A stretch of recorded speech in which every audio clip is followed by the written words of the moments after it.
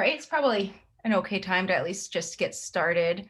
Welcome everybody.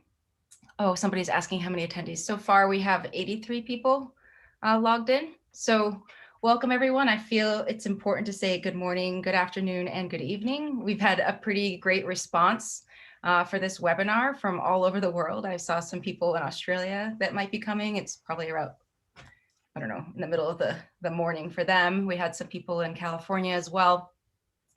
So we're just really excited. I think we all agree that this enthusiasm means that it's due time for integrated pest management software, some new software for our field. And so we're really excited to show you what we've been working on. I'm just going to point out a few things. We are going to have time at the end for Q&A. So you're welcome to kind of ask questions as they come up in the Q&A box, and we will address them at the end. But I will point out also that the people on the side of the screen here, this is the core conserve team. And we're really excited to be here. And in the end, we'll all be here to answer questions, but I'm going to specifically introduce Nathan McMinn, who is one of the co-founders of Conserve and also the chief technical officer. And really, he's going to be showing a little bit about the software that he's been working on so hard, and we've been working on all the conversations that we've been having with everybody. So take it away, Nathan. Thank you, Melissa. I'd like to start just with a huge expression of gratitude for all the people that work in preventive conservation, that work in collections care, that have been so generous with their time to help us understand where are the pain points in IPM today, and what could we do to build something that would make everybody's lives a little bit easier. Also, a huge note of thanks to everybody that's involved with museumpest.net and the Museum Pest Working Group. They have been absolutely instrumental in filling in some of our knowledge gaps around this stuff. So without further ado, let's talk IPM. Oh, there we go. So when we talked to everybody out there in the world about integrated pest management, one of the first things we heard was that it can be a major hassle. And there's a lot of reasons for that. What bugs you about IPM? This was the question that we asked. We asked this over social. We asked this in face-to-face conversations over Zoom, dozens of those over the last few months. And these are some of the things that we heard. It's tedious. You have to go look at your traps. You've got identification images, data entry. Sometimes that means having like all these different windows open to really just do this one job. Managing the images is kind of challenging too, especially in the age of COVID, where you might only have one person who's able to get on site, and you're trying to collaborate with other people around doing the identifications and collecting up all the data. Just because the institution's closed or on reduced capacity doesn't mean that the IPM job stops. Collaboration is another thing that we heard a lot about, kind of along the same theme, right? An Excel file that's plonked out there on a shared drive somewhere might not be the best way to work together. Excel is an amazing tool. It's like the Swiss Army knife for data. You can literally do anything with it. But if you're trying to work across a team, it might not be the best way to go. Even once you have good data, though, there are some questions that remain, right? Are my mitigation strategies working? Are my control strategies working? Are things getting materially better based on the things that we've been doing? Are they getting worse? And at the end of the day, the big question is, what do these numbers actually mean? What is this telling me? What is this telling me to do? Most people's IPM workflow today seems to look a little bit like this, right? You'll go collect a bunch of images of traps. Those end up on a shared drive somewhere. People often email them to themselves. They'll go around and take pictures on their mobile, or they'll bring the traps themselves back to the lab and take pictures of them there. That data goes into some kind of a spreadsheet, some sort of pest control inspection report or other IPM report, most often in Excel. And then you've got some other resource open. Thank you, Melissa, for the big book of IPM picture, but some kind of an identification guide so that you can go through all these images that you've taken or all these traps that you're managing and try to figure out what's in there, right? Well, what are these things? Are they risks? It's just a very intensive process involving all these different resources that you kind of have to bring together. And even once you've done all that, At the end of that exercise, you have typically a spreadsheet full of pest counts, pest identifications, times that you went in and you recorded all this stuff, and maybe you graph it, right? You'll look at some kind of a pest count over time. And this is not, I think, the one that you want to see. Up and to the right is great for a business. It's not so great for an IPM program. But this doesn't really give us much of an idea about what's actually happening, right? We see pest counts increasing, but why is that, right? Is it because we're looking harder? We just really don't know. Whoops. So Conserve built our IPM to be just different. And the reason it's different starts with our core philosophy on pretty much everything that we do involving data. It's really possible for an organization to have a ton of data, but not have a lot of knowledge about what that data is actually telling us. So whether we're talking about environmental monitoring, which was our first product, or IPM that we're rolling out today, we're really focused on turning data into knowledge. We start with just easy data collection, right? In this case, that means recording your IPM observations and your environmental data in the same place. We follow that up with analysis that's really built for you, right? It's not too hard to put a line on a graph, but that, again, doesn't lead us to an action. And once you're on with Conserve, we follow that up with what we like to think is pretty incredible customer service. I know we've got a few of our customers on the call today, and I hope they'd agree with us when we say that. So what we've put together here is a program, or a set of tools rather, that seek to address all of the things that people told us was hard about IPM. And that starts with bringing these trap images, the data collection and recording, and the identification all into one place. So you don't have to go and have separate windows open if you're looking at museumpest.net, which again is like the Cadillac of IPM resources for the field, or whether you're looking at the big book that Melissa has on her desk. You don't have to go to all these different resources separately to try to do this job. We've tried to pull all that together and make it really simple. On the identification side of things, we're really, really fortunate that we've established this collaborative relationship with the team over at museumpest.net. So they just had their annual meeting. I'm pretty sure I saw some names on our attendee list that also attended their virtual conference. And we were really glad to be able to help them put together their new image gallery. And as a part of that work, we're synchronizing the same information that's in their image gallery into the Conserve tool for identification. So whether you're looking at museumpest.net or you're looking at Conserve IPM, you're going to see the same images, you're going to see the same names. It's going to have a very familiar look and feel to you. So the last part of this is the analysis, right? And full credit where credit is due. These images here, these graphs are from a paper that was published by Christian Bars and Jane Henderson in 2020 around how to communicate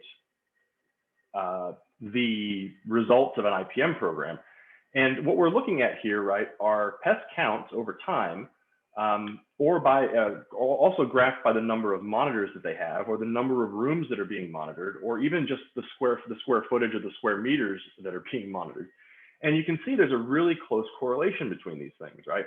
And what this is kind of telling us is that the raw counts alone aren't enough to help us really understand what's happening, right? This was the big insight of Christian and Jane's paper. What they suggested instead is what's called a pest occurrence index. And the pest occurrence index is a way of calculating how big a problem or how many pests are in a space, adjusted for and compensated for the size of the space, the number of monitors that are deployed, as well as the amount of time that those things have been left out, right? So coming back to this concept, if we put out twice as many blunder traps, for example, we shouldn't be surprised if we find that we have twice as many pests counted, but that doesn't necessarily mean that our problem is twice as large. So the pest occurrence index is a way of helping us make sense of that data. So what we've done in our software is really break down IPM into 4 simple steps. And those 4 simple steps are well supported by the software tools, as we'll see when we get into the demo. The first step is trapping. So set up your locations. For us, a location means usually a building, something with an address maybe. Spaces, which is any subdivision within that location. So think a storage room, a lab, a gallery, all count as spaces. And placing trap locations. So where are we actually going to put our traps within those spaces? The second step is observing. So on a schedule that works for you, going around to each one of these traps, capturing an image of it so that we can go back and do these identifications. It's also a handy time to make any other notes of other things that you might see when you're on your walkthrough to collect these images. The third step is identify. So we can easily pick out which trap images we've taken need some identification work done. We can do that identification work right in the application and capture that. And then the last step is analysis. So we can see what data we've recorded and really understand that at a very deep level with both the pest occurrence index as well as more traditional count analysis. And this is kind of built in such a way that it makes it easy to communicate this data to people across your entire team, right? Conserve doesn't put limits on how many users you can have. So it's very easy to just bring everybody into this problem together. So with that, we will jump into a demo. Can everybody still see my screen? That's a thumbs up from Austin and a big nod from Melissa. Okay, great. So remember the 4 steps, right? Trap, observe, identify, and analyze. So when we first get into conserve, whether we're talking about environmental monitoring or pest management, we base everything around this pretty simple hierarchy. So our first level is this concept of a location. So this building. We have 3 set up here, right? Our offsite lab, our offsite storage, and the conserve museum of things. Within those, we've defined some spaces. So our offsite storage, this is a cold storage facility, might be optimized for photographic or film. Our offsite workspace, we have at the offsite lab, we have a dedicated workspace set aside there. And then at the museum itself, we have an Asian art gallery, we have some object storage, and we've got our conservation lab. And within 2 of these, we've placed some IPM traps. So let's take a look at what is involved in those. Oh, just move the window up. So for each trap location, right, this is just the place where you've put a trap. We give it a name, we tell it what space it's in, we define the type. You can put as many of your own types in here as you like. If you want to track these by vendor, or you want to differentiate between like a standard blunder trap and maybe a trap that has a pheromone added, you can put your own trap types in here. And then a quick description of where is it. So in this case, it's in the northwest corner of the room. And if you like, an image of where you've actually placed that trap. If you've got a very big space, you may have several traps in there. I know people like to keep these things out of the way, and sometimes they get lost or picked up by housekeeping or just generally misplaced. So adding an image of that trap location can help you find it later. Once we've got our trap location set up, we can pretty easily just go in and click on add an observation. So again, this observation is the concept of going in and actually taking a picture of this individual trap. So I'm going to go into this one. I'm going to say I did this observation yesterday, and I'm going to add an image. So here's like a photograph that we took of a sticky trap. I mean, not our photograph. Thank you, Google Image Search, but you get the idea. And we'll just close the drawer to save that. And now when we go back to our Observe tab, right, the next step in our process, we can see that we've got that observation done. That image stays attached, so it's easy to go back and reference. And we can also see here that we've had a whole bunch of observations we've already created. So we did some a few days ago, we did some last month, 2 months, and then 3 months ago. So where do we go from here, right? We've got some images. We know we've taken a bunch of observations, a bunch of pictures of traps in various spaces. So the next step is just to go over to this Identify tab. And when we jump over here, what we're going to see is a list of all of the observations that we have not yet identified. Like we haven't gone through this image and identify what pests are in it yet. And to do that, we'll just look at our picture. Maybe we want to zoom in on this and get a better look at that. And then we just click on Add Pest. So we know this is some sort of beetle. I know this is not the right identification, so bear with me, but it's just a demo. So maybe we think this is a hide beetle, for example. I mean, the antennae are wrong, but this is maybe it's a good guess. So we're just going to click that we've seen that pest. It's going to add that to the list. Because we chose the adult version of it, it's showing us that it's an adult life cycle. And then we can adjust how many that we've seen, right? So we've really only seen one in this particular image. We can also go in and add a comment around this. So if we have a question, maybe there's another colleague that we'd like to involve, we can drop a comment in and I could say, hey, Melissa, I'm not sure about this ID. Is this right? And then she could come in and we could have a little conversation right in context to make sure that we get these IDs correct. So once we're done with that, we're just going to click finish. And now that we've cycled through all of the pictures that we've taken, we're all done. So the last step here is to drop over to this Analyze tab. And this is where we're going to get a look at the counts that we've seen and that pest occurrence index. So by default, this is only showing me the last 30 days. Let's back this up a little bit. Maybe we'll go back to like January 1st. We just want to see the whole year. And we can see in those two spaces, the pest occurrence index that's been calculated for both. So clearly our offsite workspace is much, much worse than our conservation lab, which maybe shouldn't be a surprise. And then below that, we'll see the pest occurrence index by time. So this is showing us every month what is the pest occurrence index for those spaces. And again, the offsite workspace here is the lighter blue. We can see that it's generally worse, but then in April, in spring, unsurprisingly, it got pretty bad. Also, we can drill down a little deeper into that and see, well, what's the breakdown of our pest counts? So we see, a lot of cockroaches, a lot of carpet beetles in these two spaces. So those are ones that we tend to see as a problem in our collection. Over time, we're going to expand this a little bit. So instead of just showing us what did we see, it's going to take on more of a risk assessment flavor, right? So we know that certain things at certain life cycle stages are larger or lesser risks based on what's in the collection and all sorts of other factors. So we're going to start to build some of that into this analysis as well. And then lastly, just what's the pest count? Some people still like to see the raw numbers. So, here we've got the office workspace and the conservation lab showing us what's just the total pest count that we've seen. And that is the nickel tour of Conserve IPM. All right, let me drop back over to my slides here. So what's next? This is a good start, we think. Everybody that we've shown this to, we've gotten some really positive feedback on it, but there are a few things that we still we're still working on. The biggest one and the first one that's going to come along is support for this functionality in our mobile app.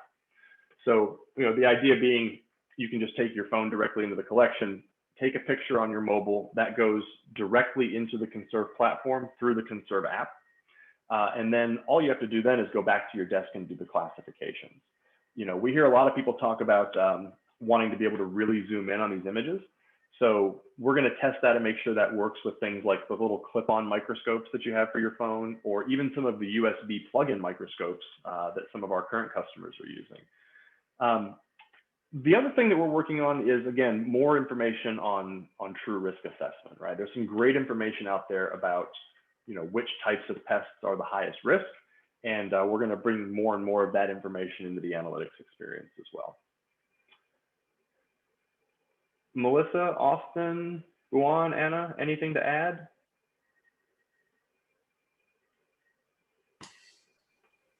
Well, we've got some people that have asked some great questions. So another way to talk about what's next, if you haven't really spent much time with us yet, what's next for us is always listening to people's feedback and then trying to find those areas of feedback that a lot of people seem to be having issues with, and then building that. So that's why I love seeing these questions, and we'll talk a little bit about that on the way out of the webinar about what you can do to provide any sort of feedback you have about this tool. Because this is a tool for people that do collections care work, we're able to really listen to you, and we're not trying to build something that works for people that, run a manufacturing plan or take care of food storage or do all these other things. This is a collections care tool. So, you want to jump into some of these questions, Melissa? You want to curate a little bit? Yeah, sure. There's one question that just popped up in the chat that maybe we can address quickly. Will there be an option to look at the data by specific pest type?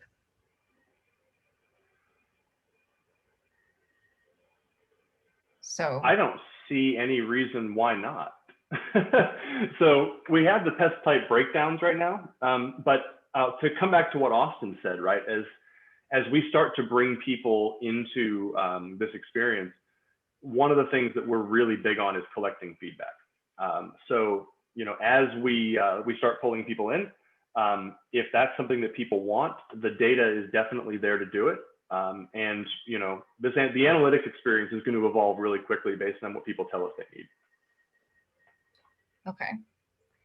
I have another question. This is from Jane Henderson. She's wondering if there's any chance of changing the terminology from trap to monitor.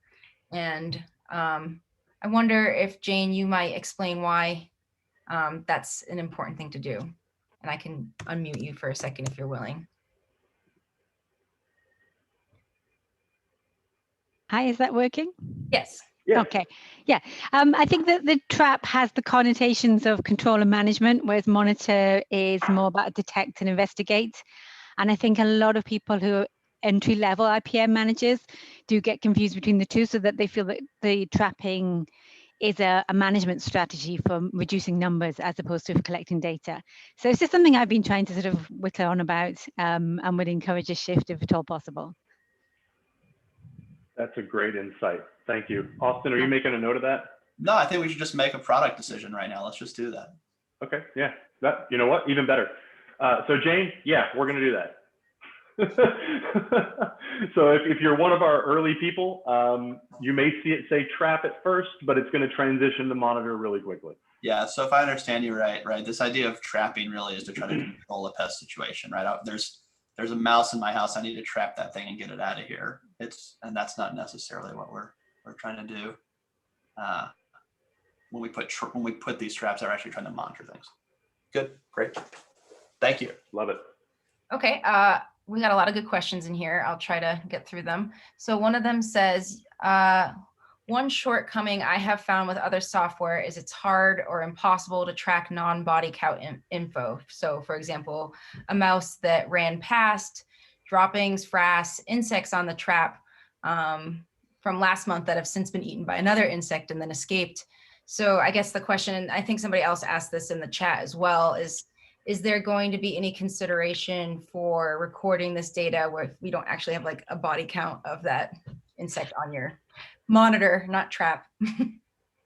Yes. So one of the things we didn't do a demo of in this, that was from D, is that right? Cool. Yeah. We can also attach these pest observations directly to a space. So the pest observation doesn't have to be attached to a monitor. See, we're going to get this language right now. It can be attached directly to a space. So if you wanted to record that you had seen something, you could certainly do that. Now, the tricky bit is how do we work that into the analytics? And we would love to follow up with you and figure out like, what does really great look like for you there? We have a mechanism for recording it, but what I'd love to hear from you is how you'd like to report on it.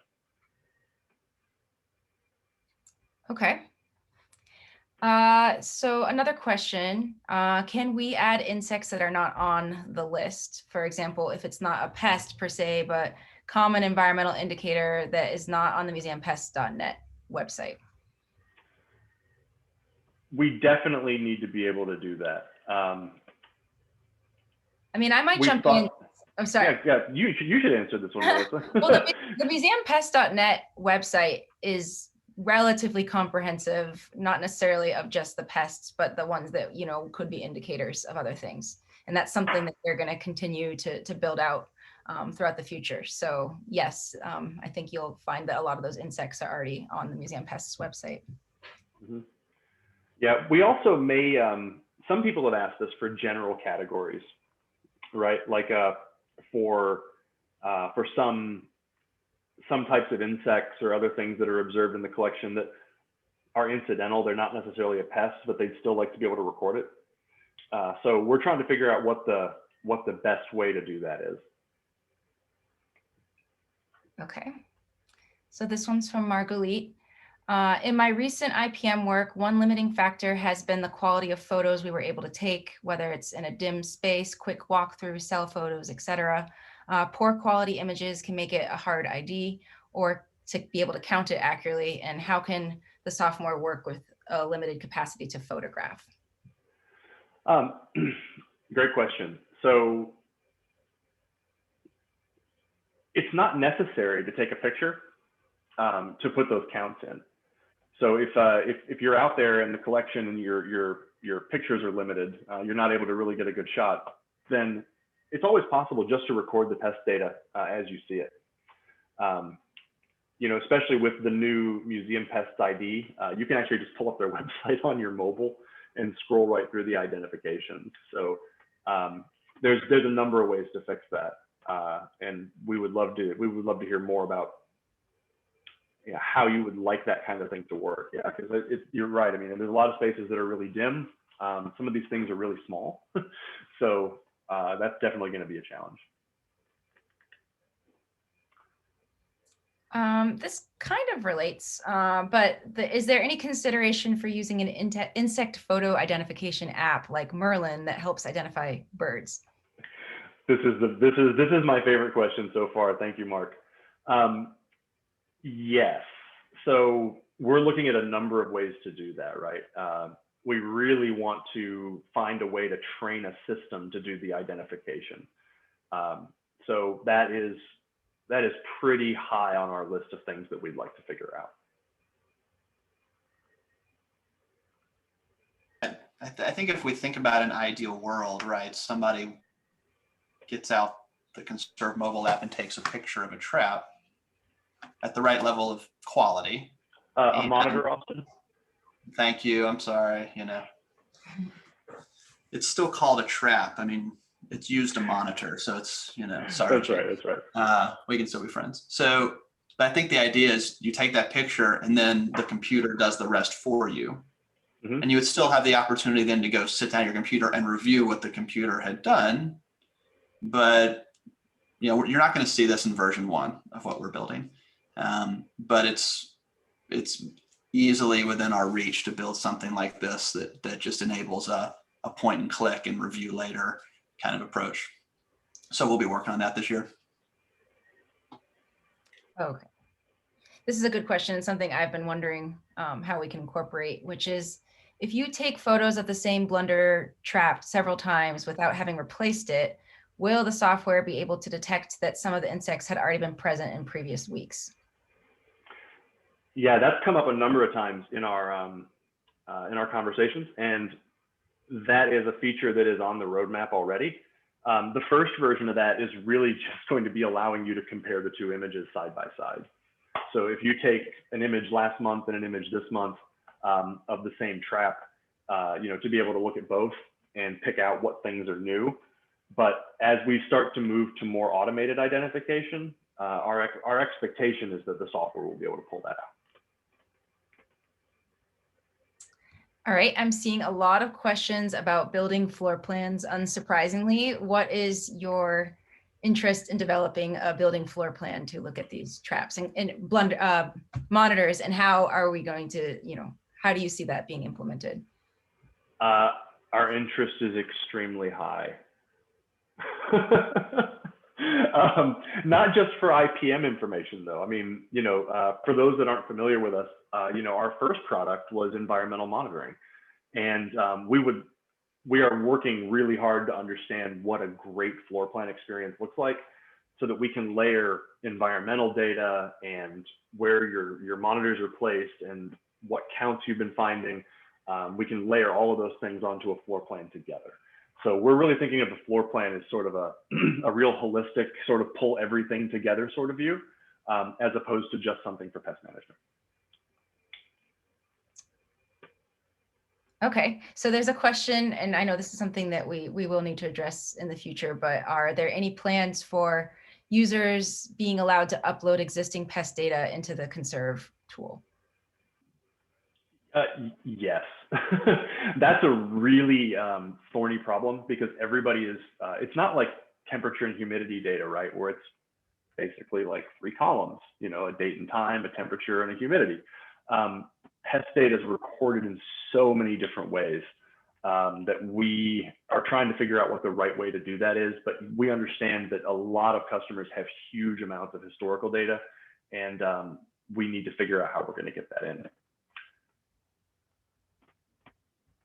So it's probably a good time to just introduce what you'll see at the end of the webinar. So, and I'll answer a couple of questions I also saw in the Q&A as well. So this is going to be a free platform. And this version that we're about to put out is going to be free now. It's going to be free forever. So the idea is for collections of any shape or size, like a really high quality tool that you can do the basics of IPM well. When we talk about in the future, things like automated identification of pests, and that will be a premium feature that will have a price tag with it because it's a real value add. And so the way that we're going to roll this out is we're going to onboard people sort of one at a time into this platform. Means we'll spend 30 minutes with you one-on-one, getting you set up, listening to any feedback you have, answering any questions, and then you will be ready to go. And so as part of that process, we're going to be interested in, do you have any historical data, right? Because you're not fully onboarded into a tool until you can work with it moving forward and you have all your historical data in there and it's a really complete picture of your collection. So that's going to be the onboarding process that we'll introduce at the end of the webinar that we want to invite everybody to who's interested in trying this out. And that'll be a kind of special one-on-one time where this conversation we're having now with 100 people all together, we'll be able to have one-on-one with each of you if you're interested.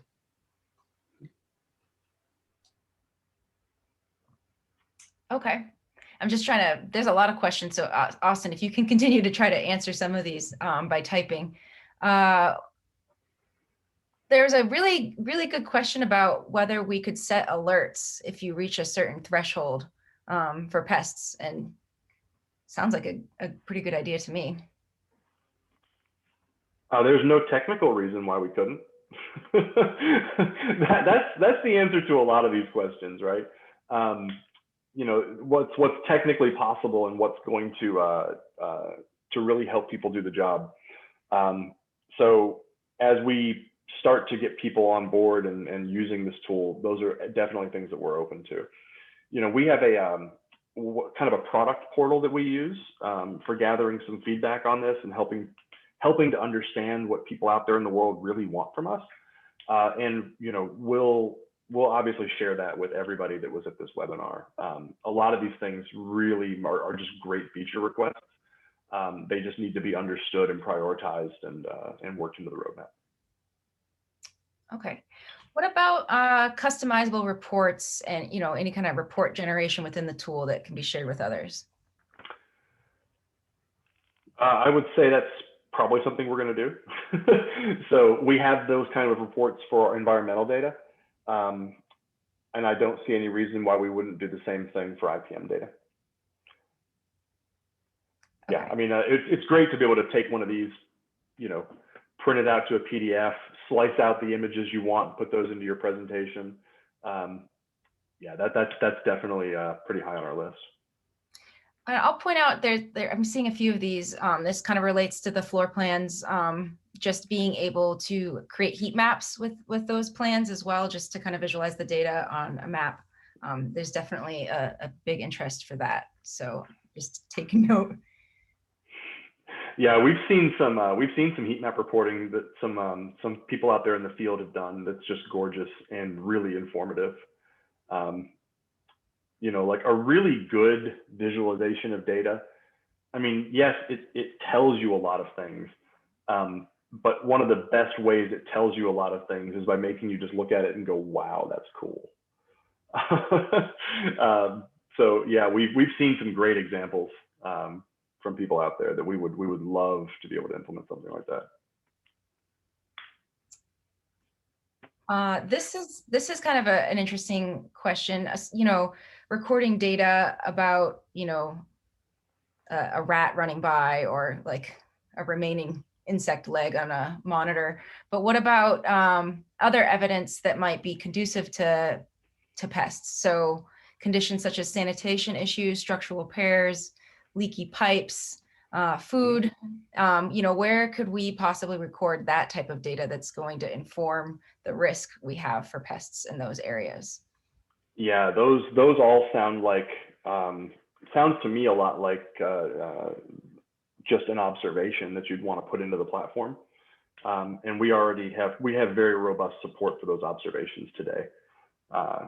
And for, yeah, so that's how I would capture that information probably. But again, we would love to speak with you about that further, because there are probably things that get indicated as risks in those observations, yeah, that we haven't considered. So we may need to get a little more comprehensive with what types of data come in as an observation. And oh, go ahead. Oh, I also see a lot of questions about correlating environmental data and IPM data. Do you want to talk a little bit about that, Melissa? Maybe Austin should talk about it. He's the real data analytics guy. Oh yeah, good dodge there. But I got it. Yeah. So right now in our platform, we have a free set of environmental monitoring tools. We have a free set of IPM tools. Someone asked what our business model was, by the way. It's like, you guys are a business, you're giving away free things. We do sell environmental monitoring products, like full end-to-end wireless monitoring. You plug it in and it just works. It's built just for collections. So when you're wondering what our business model is, like that's how we make money, providing that service to people.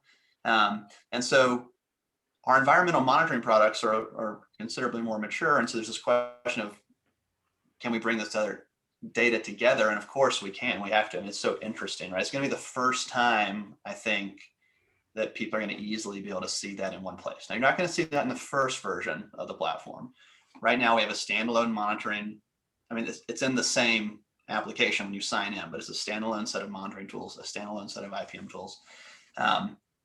And so we'll be using the feedback that we get from people while we're onboarding and while this initial round of people are using the tool to figure out exactly how we want to build the analytics that put these two pieces together, right? Clearly, the environment that a pest lives and incubates in matters to IPM outcomes, and so it just makes sense to put them together.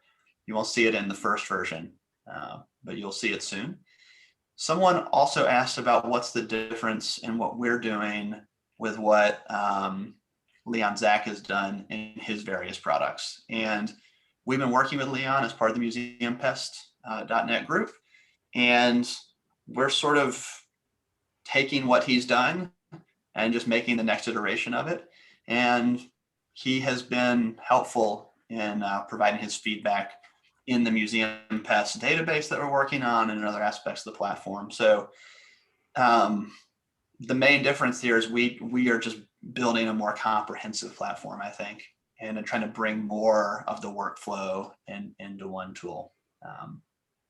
But we couldn't be building what we're building now without all the other work that had been done previously to try to build the right kind of tool for collections. So yeah, hope that answers the bringing the data together question. And for us as a platform, right, it's environmental monitoring data, it's pest data, it's going to be disaster planning, collections, emergency data. It's going to be a full comprehensive look at the agents of deterioration that we all care about all in one place, right? That's the long-term vision for the product. And so what you're seeing now is the first version of us moving from being just monitoring to starting to become that preventive conservation platform that we want to build. Yep. And when we start bringing these data sets together, if people are willing to share into a larger vision, we're going to have a better understanding of how we can predict outbreaks, have a better understanding of the link between the temperature, relative humidity, and certain pests sightings that we have, so we can really start integrating predictive modeling, which would be great. And thinking of another consideration in terms of linking data, and I just lost this. Yeah, somebody offered a really great idea of possibly linking online data collections database records to correlate any pests that are directly interacting with a specimen or object. That's a good long-term vision, something we could definitely consider. And then just trying to find another question. Feel free to jump in. Oh, there's a question about large institutions may want to share selective data with different departments. Is this possible? We don't have that level of granularity in our permissions model yet. But that's not to say we couldn't build it out pretty quickly. Like, we have all the framework for it, but most of the institutions we've worked with have just told us, it's like, we would just like everybody in our team to be able to see everything. I mean, there's still some limits on, only administrators can do certain things, but for regular users, they've been able to see all the stuff that's in there. But again, we have the kind of a logical structure to do that. We just have not had anybody tell us precisely what things they'd like to restrict yet, so we haven't built those in. Okay. I see somebody also asked about indicating pheromone lures, traps, and when they were changed. Sharon, that was your question.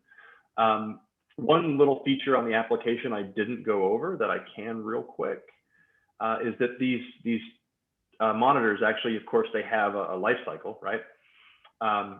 So when you're looking at these things, it's possible to go in and say, we want to replace this trap or this monitor. And at that point, we collect a little bit of data about what type we're replacing it with. And there's also a place to put some notes. So you can be nice to your future self. And this would be the place to record those types of notes, right? Like, we've gone ahead and we've replaced the monitor, we've replaced the lure, as well as maybe making a note about what type you put in there and any other notes that you want to make to yourself. Yeah, someone also asked about barcode scanning, I think, and that's in the context of, yeah, and I think when we haven't done any work in our mobile app on this yet. So we have a mobile app for monitoring. You can sort of look at your current readings and you can make observations from the mobile app. So when we get in there and work on pest management, my sense is that replacing traps is something that will often be done with the mobile app.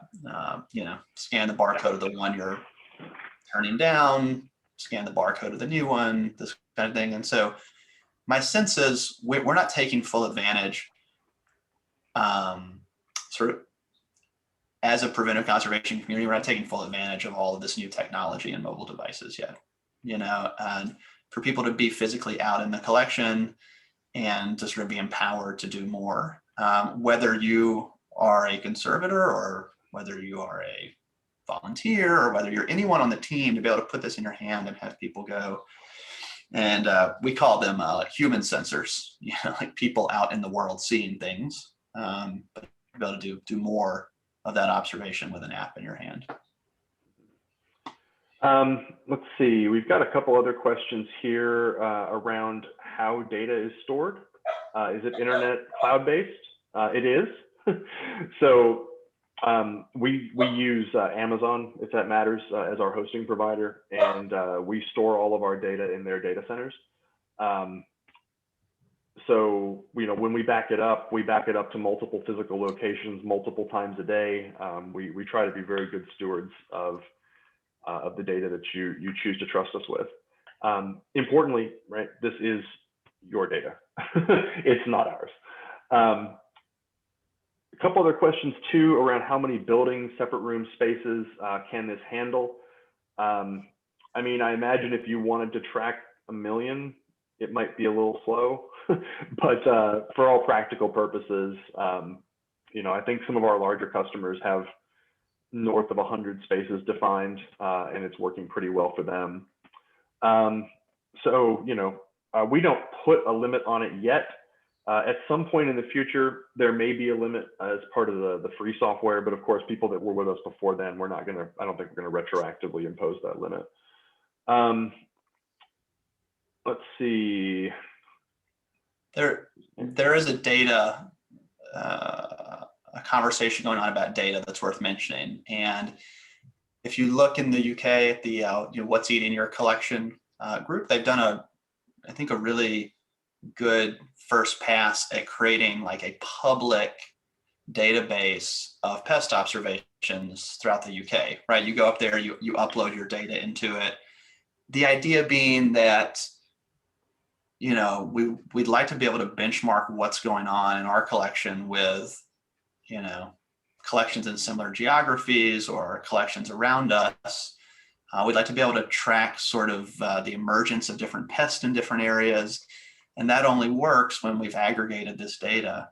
And so the one weakness of that particular approach is that people have to do all their IPM stuff and then also have to go upload it all and then try to clean it and make it all make sense together. So we do have an idea with people's consent, obviously, to take your personal data for your collection, anonymize it and make it part of a public database that can be used for benchmarking and things like that, just as a resource for the community. That can come back again into our analytics so that we understand that, it just helps us answer the question of how we're doing a little bit better. So we've structured our application to support that kind of thing. And we'll work with people in the community to understand how to do it in the right way that is respectful of people's privacy and can become a tool for research and for the public good. So.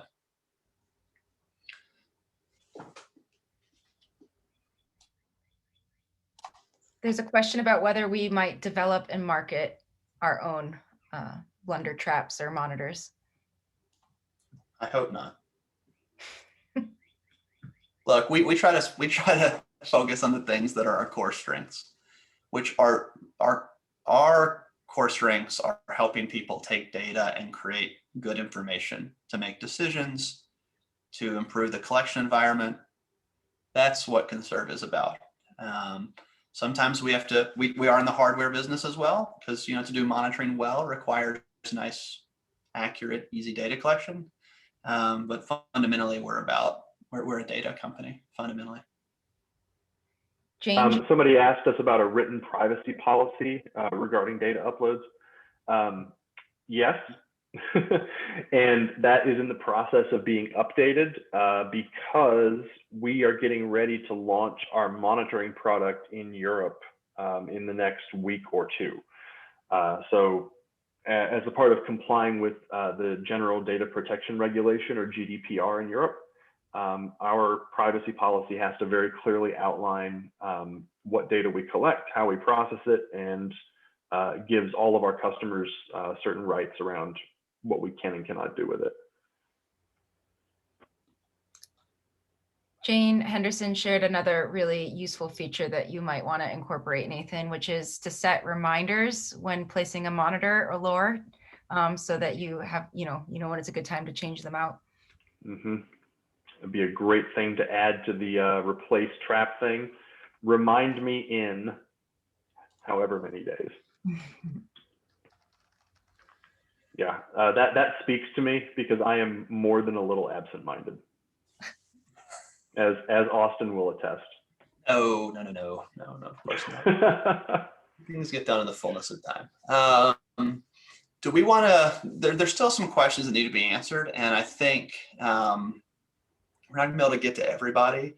So I'm wondering if we don't want to wrap up the Q&A and say a little bit about what comes next. If people are interested in being part of this and getting access to the tools, like what they need to do. And a lot of the questions that are still in the Q&A, those aren't going anywhere. We'll take those and we will send you a response. I want everyone to make sure their questions get answered. But yeah, this has been really wonderful. Thank you, guys. I'm going to let Nathan wrap it up here. Great. So we are going to be kind of rolling this out a little bit slowly. So, we find that the best way to help people be successful with any new software application is to spend a little time together, get things like that initial hierarchy set up correctly, make sure that we walk people through some of the basic features, answer any questions they have while we're doing that. So to that end, there is a URL up on the screen. Feel free to capture that. We'll also email that out to everybody who attended this, even everybody who registered and didn't attend, I think, Melissa. So that this leads to a survey. That survey will just ask you a few questions about, your current state, and then we'll get people kind of into a queue, and we'll start bringing people into this experience over the next few weeks. We are beyond excited to be doing this with you all. So this is going to be terrific. I'm just kind of over the moon that we get to do this as a job. It's superb.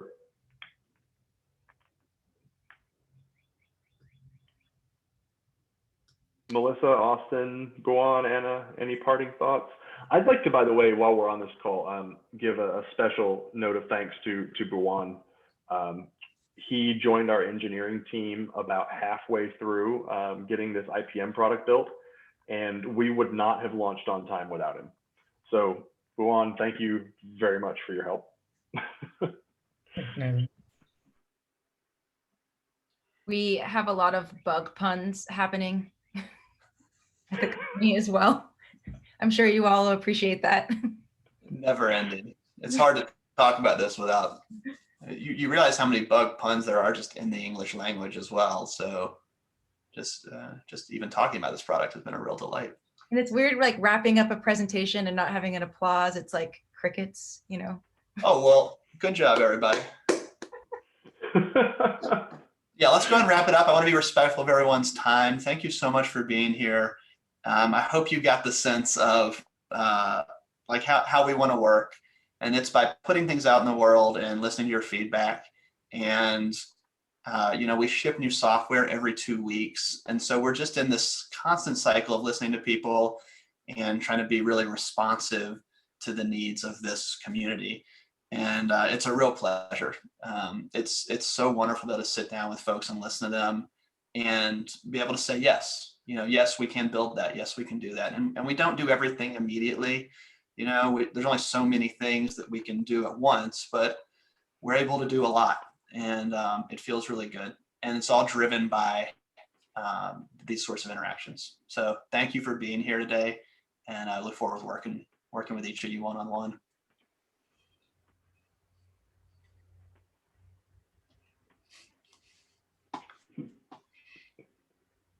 All right, everybody.